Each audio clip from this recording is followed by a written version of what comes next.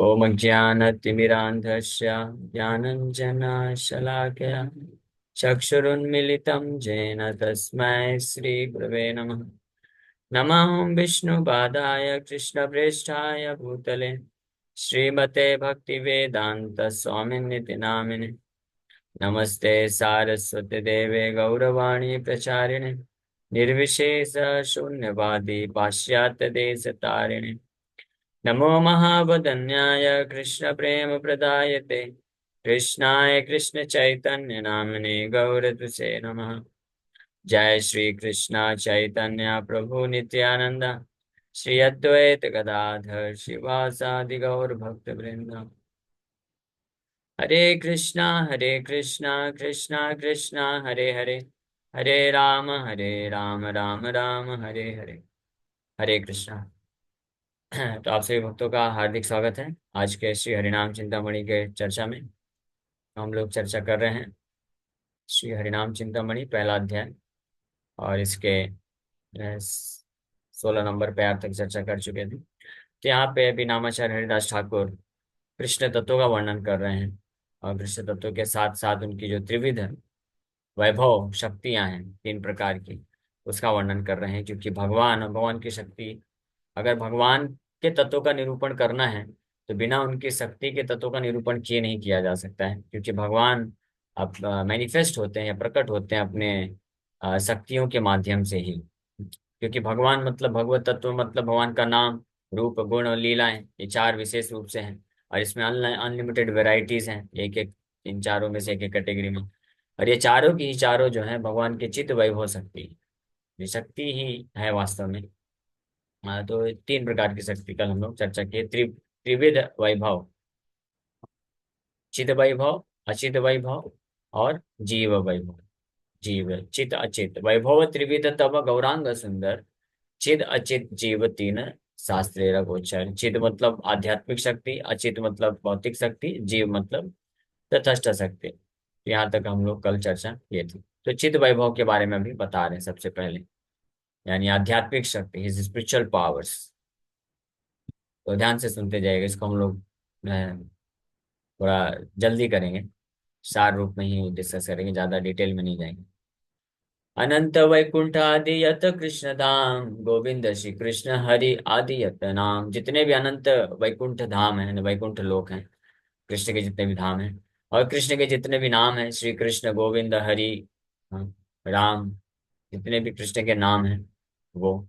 और साथ ही साथ में विभुज मुरलीधर आदि यत रूप, भक्तानंद प्रदादि गुण अपरूपा। तो नाम हो गया, धाम हो गया, नाम हो गया, और भगवान के रूप द्विभुज मुरलीधर आदि यत रूप। आदि मतलब ये जो द्विभुज मुरलीधर रूप है कृष्ण का, श्याम सुंदर का, ये आदि है। और इसके इनसे फिर बहुत सारे अन्य भी चतुर्भुज रूप आते हैं। तो वो जितने भी रूप हैं, और ये रूप हो गए, और जितने भी भक्त आनंद प्रद आदि गुण अपरूप। His wonderful qualities begin with his quality of giving bliss to his devotees. भक्त आनंद प्रदा, तो भगवान के धाम, भगवान का नाम, भगवान का रूप, अब भगवान का गुण के बारे में बता रहे हैं। तो भगवान के असंख्य गुण हैं, भगवान के असंख्य धाम हैं। आध्यात्मिक धाम की बात करें विशेष रूप से भी, असंख्य आध्यात्मिक लोक हैं। भगवान के असंख्य नाम हैं, असीमित अनंत नाम हैं। और भगवान के असंख्य प्रकार के रूप हैं। द्विभुज मुरलीधर आदि रूप है, मुख्य रूप है, आदि पुरुष है भगवान गोविंद। और फिर उनसे असंख्य रूप प्रकट होते हैं। फिर भगवान के असंख्य गुण भी हैं। तो उनमें से सबसे श्रेष्ठ गुण कौन सा है भगवान का? वो है भक्तानंद प्रद आदि गुण है, अपरूप। हाँ, भक्तानंद प्रद, भक्त आनंद प्रद। तो भगवान के सारे गुणों में जो सर्वश्रेष्ठ गुण क्या है?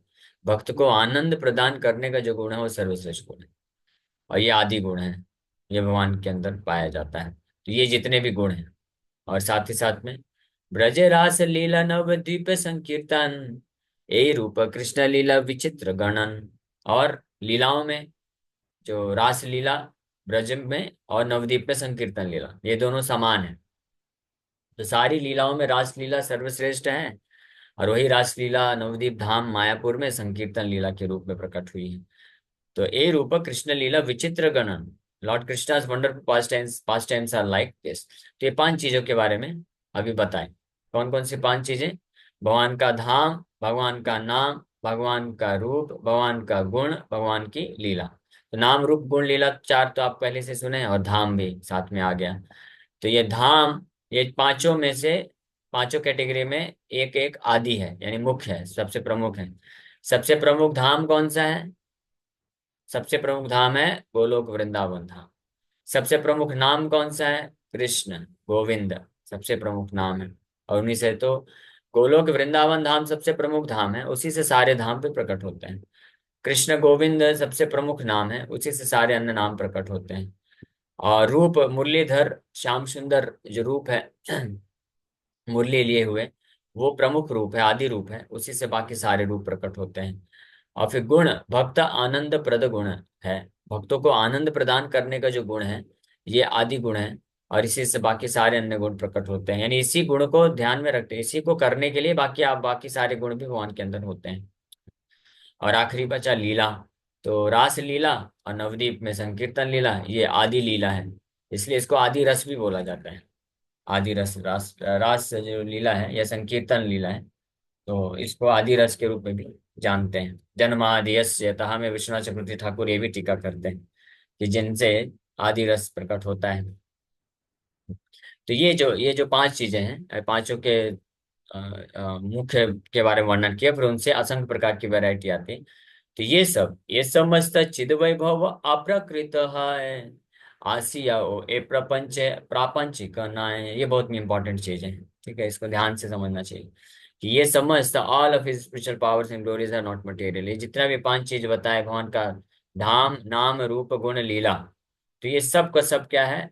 अप्राकृत है। अप्राकृत मतलब भौतिक नहीं है। इस भौतिक जगत का कोई रजोगुण तमोगुण सतोगुण के प्रभाव से प्रभावित नहीं होता है। ये सब का सब चिद वैभव शक्ति में आता है, यानी भगवान की ये सब इंटरनल पोटेंशियल आध्यात्मिक शक्ति है।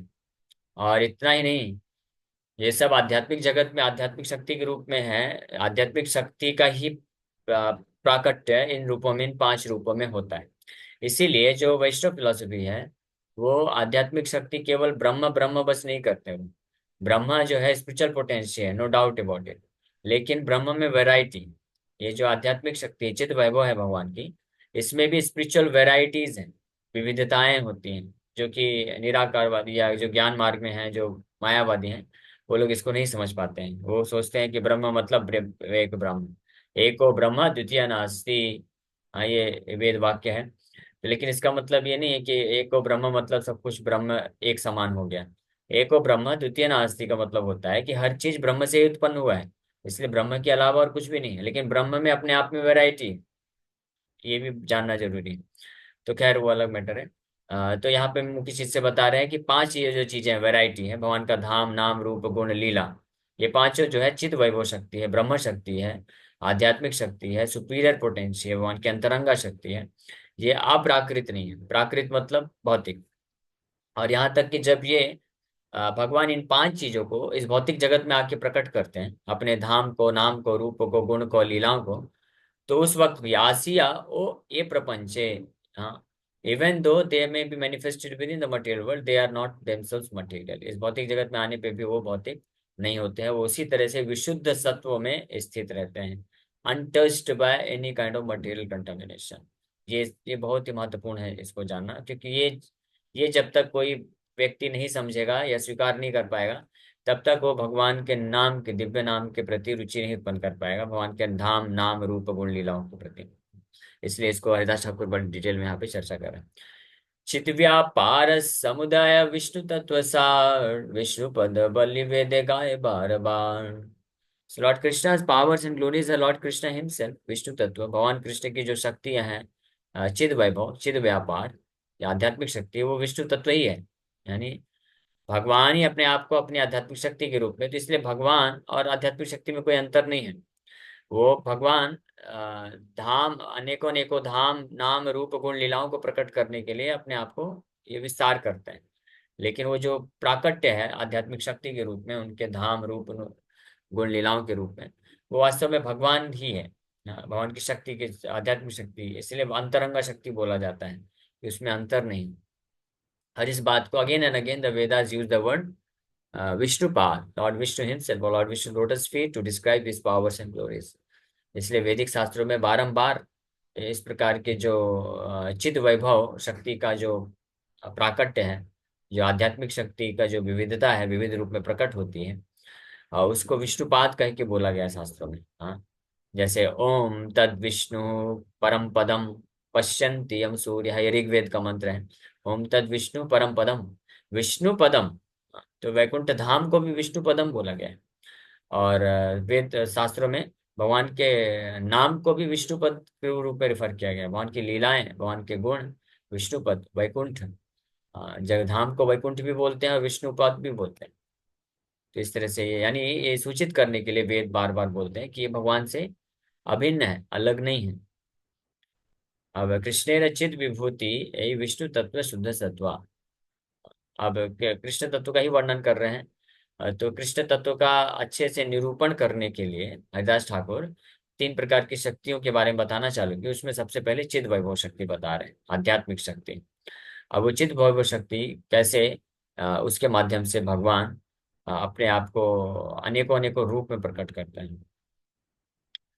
नाहि ताहे जड़ धर्म माया रविकार, जड़ातीत विष्णु तत्व शुद्ध सत्व सार। लॉर्ड कृष्णा विष्णु तत्व is not a transformation of matter, he is situated in pure goodness शुद्ध सत्व, ही इज बियॉन्ड मैटर। भगवान जो विष्णु तत्व हैं वो भौतिक जगत का ट्रांसफॉर्मेशन नहीं है, वो हमेशा शुद्ध सत्व में रहते हैं। शुद्ध सत्व रजस्तमो गंध विरहिता, रजस्तमो मिश्र मिश्र सत्व सुविदिता। जो शुद्ध सत्व है वो पूर्ण रूप से जो इस संसार का रजोगुण है और तमोगुण है उससे अप्रभावित रहता है, उससे मिश्रित नहीं रहता, उससे अछूता रहता है, इसलिए उसको शुद्ध सत्व बोलते हैं, प्योर गुडनेस बोलते हैं।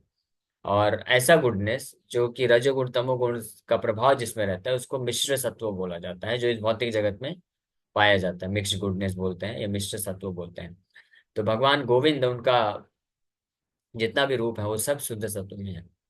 गोविंद वैकुंठनाथ कारुण दशाई, गर्भो दशाई आर सिंधु क्षीर सिंधु साई। आर्यत स्वांस परिचित अवतार, से ही सब शुद्ध सत्व विष्णु तत्व सार। गोले के गोलो के वैकुंठे आर कारण सागरे, अथवा ये जड़े ठाके विष्णु नाम धरे। प्रवेशी ये जड़ विश्व माया राधीश, विष्णु नाम प्राप्त विभु सर्वदेव ईश। माया रा ईश्वर माई शुद्ध सत्वमय। तो ये शुद्ध सत्व बता रहे हैं कि भगवान के जितने भी नाम हैं, जितने भी उनके स्वरूप हैं, चाहे वैकुंठ धाम में हो कृष्ण गोविंद, फिर अलग अलग संकर्षण नारायण, और फिर इस भौतिक जगत में भी भगवान के जितने भी विष्णु तत्व स्वरूप है, कारणोदक्षाय विष्णु, गर्भोदक्षाय विष्णु, शिरोदक्षाय विष्णु, और उनके जितने भी अंश अवतार आते हैं, हाँ, राम नरसिंह वराह मत्स्य कूर्म, जितने भी अवतार आते हैं वो सब के सब हमेशा शुद्ध सत्व में रहते हैं, यानी चित्त वैभव शक्ति ही संचालित करती है उनके अस्तित्व को।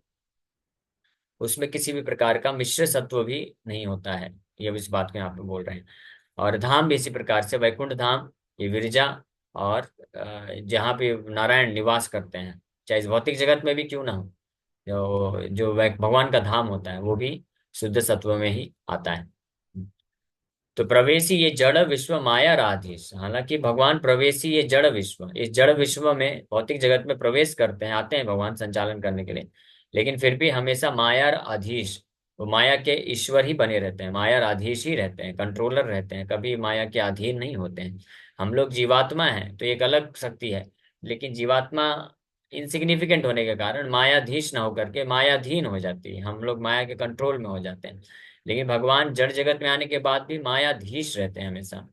विष्णु नाम प्राप्त विभु सर्वदेव ईश है, और विष्णु नाम जो है भगवान का, वो सर्वदेव ईश है, वो सारे देवताओं के, is still the master of all the demigods, is still maya रे ईश्वर, माई शुद्ध सत्व माया, maya is still his property, and he is still situated in pure goodness. तो ये शुद्ध सत्व, तो कृष्ण तत्व का ये वर्णन अभी तक किए। अब दूसरा जो सत्व गुण, अभी क्योंकि भगवान का जो स्वरूप है, भगवान का धाम है, नाम है, रूप है, गुण लीलाएं हैं, वो सब चित वैभव है, और उसको शुद्ध सत्व बोलते हैं, उसका वर्णन किए। तो साथ में अब जो मिक्स्ड गुडनेस है, अचित वैभव के प्रभाव में मिश्र सत्व उसका वर्णन कर रहे हैं। मिश्र सत्व ब्रह्म शिव आदि सब है। ब्रह्मा शिव और आदि जितने भी देवी देवता हैं वो सब मिक्सचर गुडनेस में है, मिश्र सत्व में रहते हैं, यानी शुद्ध सत्व नहीं है। ये समस्त विष्णु तत्व आर विष्णु धाम, तव चिद वैभव नाथ लब लीला, तव लीला ग्राम। तो आपके जितने भी विष्णु तत्व हैं, जितने भी विष्णु धाम हैं, and all of your transcendent past times, सारे आपके जितने भी लीला ग्राम, जितने भी ऑल द पास्ट टाइम्स, ये सब के सब मैनिफेस्ट होते हैं, प्रकट होते हैं आपके चित्त वैभव शक्ति से, आध्यात्मिक शक्ति से।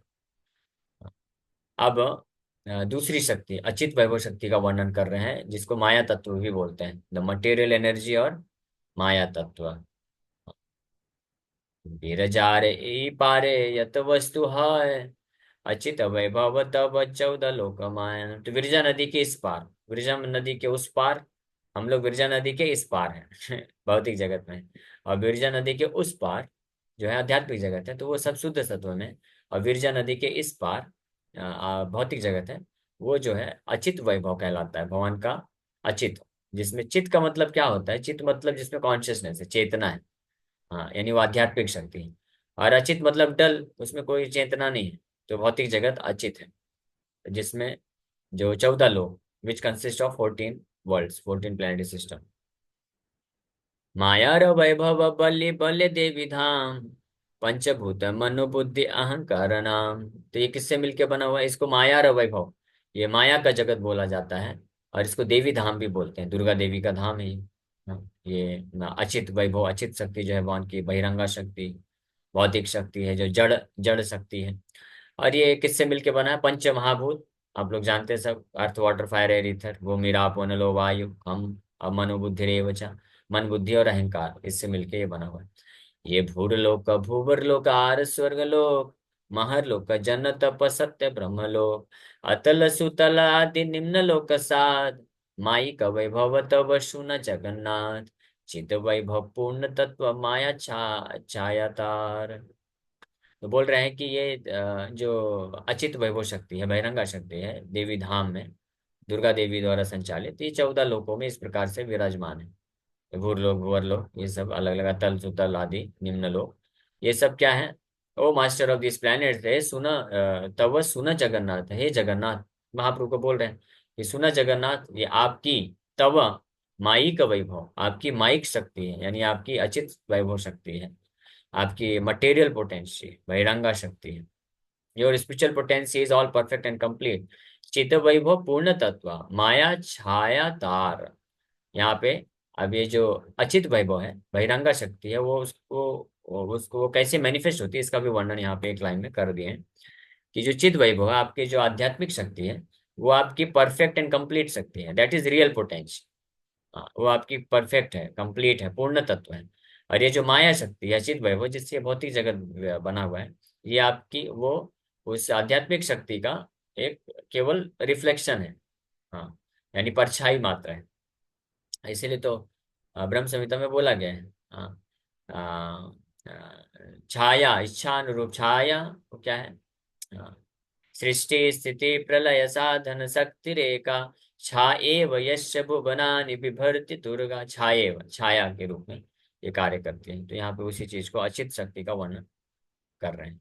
अब ये तीसरी जो शक्ति है, जीव वैभव बोला जाता है, द इंडिविजुअल स्पिरिट सोल्स, यानी हम सब जीवात्मा है। तो ये तीसरी प्रकार की भगवान की शक्ति, चिदणु स्वरूप जीव वैभव प्रकार, the individual spirit souls are tiny fragments of your spiritual potential. तो वास्तव में ये जो तीसरी कैटेगरी की शक्ति है, तो ये भी वास्तव में चिद वैभव शक्ति ही है, आध्यात्मिक शक्ति ही है, लेकिन ये चिद अणु स्वरूप है।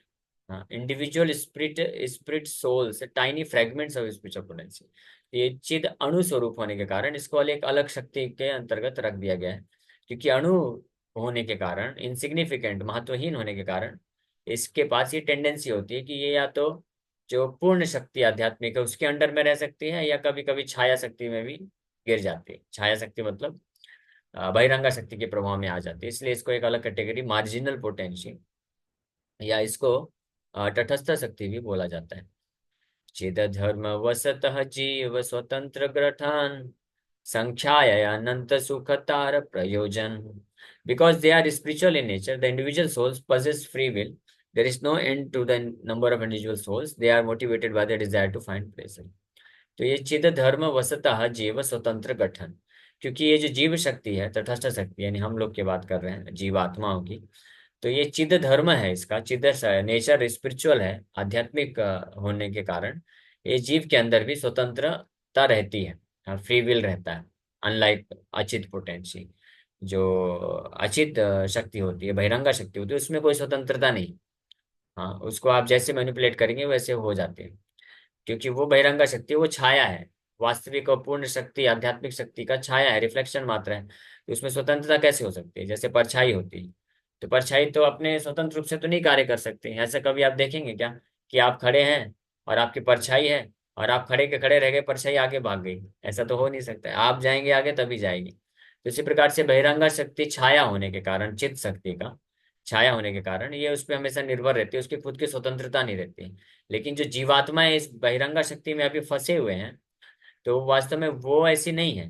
वो छाया शक्ति नहीं, वो चित्त शक्ति है, आध्यात्मिक शक्ति का ही अंश है वो. इसीलिए स्वतंत्रता है, और ये प्रूफ भी होता है क्योंकि हमारे पास फ्री विल है, हमारे पास स्वतंत्रता है. ये इस बात को प्रमाणित करता है कि हम लोग बहिरंगा शक्ति के प्रोडक्ट नहीं है. We are not the product of this material world. हाँ, हम लोग एक्चुअली में we are part and parcel of spiritual potential, आध्यात्मिक शक्ति, अंतरंगा शक्ति, हाँ, के हम लोग अंश हैं. हाँ, इसलिए हमारे अंदर भी फ्री विल है. तो ये भी एक प्रूफ है. और इस प्रकार से आध्यात्मिक शक्ति का अंश होने के कारण फ्री विल भी है जीवात्मा में, और वो प्लेजर हंटिंग, आनंद प्राप्त करने की जो है तलाश भी रहती है. उसके प्रयोजन में इस संसार में जीवात्मा चलते रहते हैं. तो इस प्रकार से ये तीन प्रकार की शक्तियों का जो है वर्णन अभी तक किया गया है. चित शक्ति, अचित शक्ति और जीव शक्ति, जिनमें से वास्तव में दो शक्ति जो है, चित शक्ति और जीव शक्ति, वास्तव में स्पिरिचुअल इन नेचर है. लेकिन जीव शक्ति को अलग कैटेगरी से रखा गया है क्योंकि वो चित शक्ति का स्पिरिचुअल अनुपात है, चिद अणु स्वरूप होने के कारण उसके अंदर ये टेंडेंसी है कि वो या तो ओरिजिनल में रह सकती है, स्पिरिचुअल पोटेंशियल में, या छाया शक्ति के प्रभाव में आ सकती है. लेकिन छाया शक्ति के प्रभाव में आने पर भी अपना जो आध्यात्मिक गुण है वो बना रहता है. इस प्रकार, तो अब जीव शक्ति का वर्णन करने के बाद अब जीव तीन प्रकार के, दो प्रकार के जीव हो सकते हैं, उसका वर्णन अभी प्रारंभ करेंगे. तो हम लोग कल चर्चा करेंगे, और उसके बाद फिर मुक्त जीव और बद्ध या बहिर्मुख जीव होंगे. और फिर जो बहिर्मुख जीव फंसे हुए संसार में, उनका उद्धार कैसे होता है, जो ओरिजिनल प्रश्न था श्री चैतन्य महाप्रभु का, उसका वर्णन करना प्रारंभ करेंगे हरिराश्रम. ओके, तो यहीं पे विराम करते हैं. Thank you very much. हाँ, ये बहिरूपा जीव यानी मतलब जिनमें दोनों तरह की क्रियाओं का प्रभाव होता है, ऐसा? जीव शक्ति जो है, तटस्थ शक्ति बोलते हैं, मार्जिनल पोटेंशियल बोलते हैं, हम सब जीव आत्मा है. तो ये अणु आत्मा होती है. चिद चिद अणु स्वरूप है. अणु मतलब समझते हैं ना, वेरी पार्टिकल, तो हाँ, इनसिग्निफिकेंट है. एटम। एटम, हाँ, एटॉमिक पार्टिकल. तो इसलिए ये बहुत ही छोटा है, तुच्छ होने के कारण इसमें ये टेंडेंसी रहती है कि ये इधर भी जा सकती है, उधर भी जा सकती है. मतलब आध्यात्मिक शक्ति के प्रभाव में भी रह सकती है, इधर भी जा सकती है. जैसे उदाहरण के लिए एक है बिग फायर, है ना, एक अग्नि है, और एक तरफ बाजू में पानी है. ठीक है. तो पानी जो है, वो फायर जो है, बड़ा जो फायर होता है ना, वो जलता रहता है. और वो हवा हवा मान लीजिए वायु है. तो वायु जो है बड़े अग्नि को नहीं बुझा सकती. लेकिन उस अग्नि के जो स्पिरिचुअल साइड साइड में स्पिरिचुअल स्पार्क्स होते हैं, जो पार्टिकल्स होते हैं, तो अगर वो बड़े फायर से कनेक्टेड रहेंगे तो उधर सेफ रहते हैं. अगर स्पिरिचुअल स्पार्क थोड़ा सा अलग हुआ तो वायु उनको जो है लेके जा सकता है. तो हमारी टेंडेंसी ऐसी है जीवात्मा की, इसलिए इसको तीसरा कैटेगरी मार्जिनल पोटेंशियल के रूप में रखा गया है. अदरवाइज ब्रॉडली अगर देखा जाए तो दो ही कैटेगरी है, spiritual potential and material potential. तो प्रभु जी, इसमें पानी का एग्जाम्पल दिया गया है, तो जो ब्रह्मांड महासागर है, उसकी मतलब वो भगवान से ज्यादा जुड़ा हुआ कह सकते हैं ना? स्पिरिचुअल स्पार्क तो ठीक है, पर वो तो गर्म होता है सब कुछ, जबकि पानी पूरी तरह से ठंडा होता है। और आ, ओके, तो आप कहना क्या चाहते हैं, मतलब मैं समझा नहीं. कि पानी की तुलना भगवान से क्यों नहीं की गई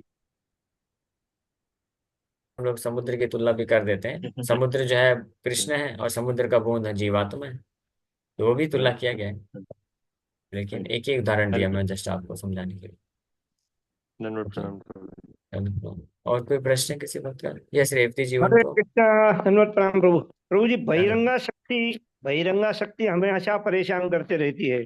जब हम जप करते हैं, जब हम सेवा करते हैं, कहीं किसी भक्त से हमारा विवाद हो जाता है, तो हम मैं सोचता हूँ कि ये बहिरंगा शक्ति ही हमें कराती है। तो प्रभु जी, इससे आ, बचने के लिए हमें क्या करना चाहिए?